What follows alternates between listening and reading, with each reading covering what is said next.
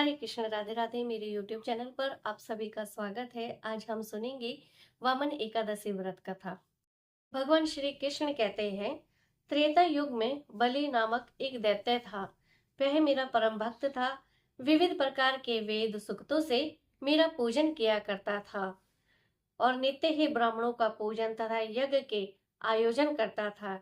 लेकिन इंद्र से द्वेष के कारण उसने इंद्रलोक तथा सभी देवताओं को जीत लिया था। इसी कारण सभी देवता एकत्र होकर सोच विचार कर भगवान श्री विष्णु के पास गए।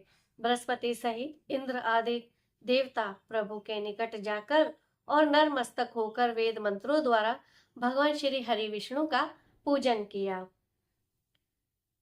और स्तुति करने लगे। अतः मैंने वामन रूप धारण करके पांचवा अवतार लिया और फिर अत्यंत तेजस्वी रूप से राजा बलि को जीत लिया। इतनी वार्ता सुनकर राजा युधिष्ठिर बोले कि हे जनार्दन, आपने वामन रूप धारण करके उस महाबली दैत्य को किस प्रकार जीता, वह भी मुझे बताए। इस पर भगवान श्री कृष्ण कहने लगे, वामन रूपधारी ब्रह्मचारी बलि से 3 पग भूमि की याचना करते हुए कहा, ये मुझको 3 लोक के समान है।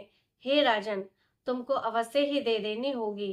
राजा बलि ने इसे एक तुच्छ याचना समझकर 3 पग भूमि का संकल्प करके वह 3 पग भूमि मुझे दे दी और मैंने अपने त्रिविक्रम रूप को बढ़ाकर यहाँ तक कि भूलोक में पद, भूलोक में जंगा, स्वर्गलोक में कमर, मोहलोक में पेट, जनलोक में हृदय, यमलोक में कंठ की स्थापना कर सत्यलोक में मुख, उसके ऊपर मस्तक स्थापित किया।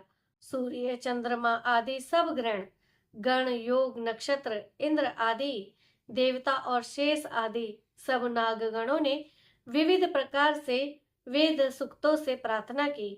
तब मैंने राजा बलि का हाथ पकड़कर कहा कि हे राजन, एक पद से पृथ्वी, दूसरे से स्वर्गलोक पूर्ण हो गए हैं। अब तीसरा पग मैं कहाँ रखूं? इस पर बलि ने कहा, हे भगवान, आप तीसरा पग मेरे सिर पे रख लीजिए। बलि ने अपना सिर झुका लिया और मैंने अपना पैर उसके मस्तक पर रख दिया, जिससे वह मेरा भक्त पाताल को चला गया। फिर उसकी विनती और नम्रता को देखकर मैंने कहा, हे बलि, मैं सदैव तुम्हारे निकट ही रहूंगा। विरोचन पुत्र बलि से कहने पर भाद्रपद शुक्ल एकादशी के दिन बलि के आश्रम पर मेरी मूर्ति स्थापित हुई।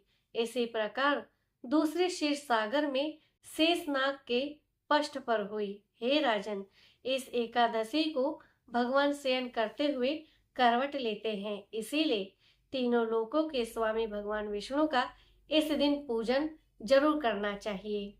तो मेरे प्यारे भक्तजनों, ये थी वामन एकादशी व्रत की कथा। अगर आपको यह कथा पसंद आए तो कथा को लाइक कीजिए, इसे ज्यादा से ज्यादा शेयर जरूर करें। चैनल को सब्सक्राइब करना ना भूलें। हरे कृष्ण, राधे राधे।